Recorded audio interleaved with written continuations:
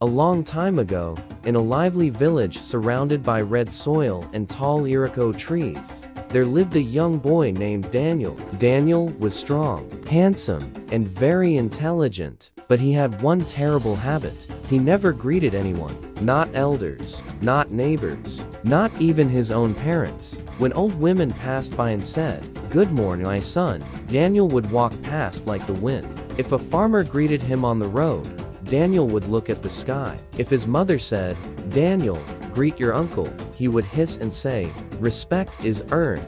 The villagers began to whisper, "That boy's pride will carry him somewhere he cannot return from."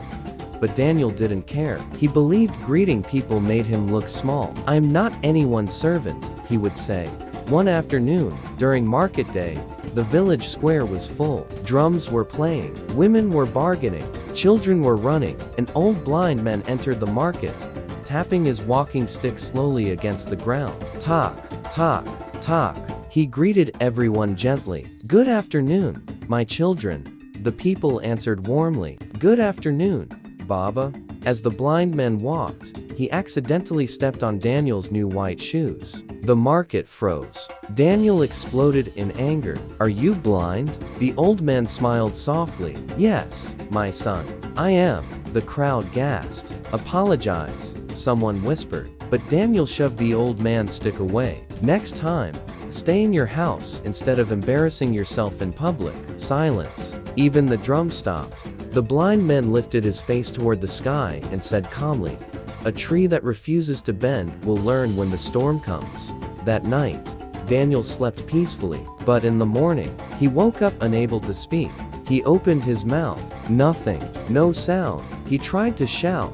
Silence. His mother panicked. "Daniel, what happened?" He couldn't answer. Days passed. Doctors came. Herbalists came. Prayers were said.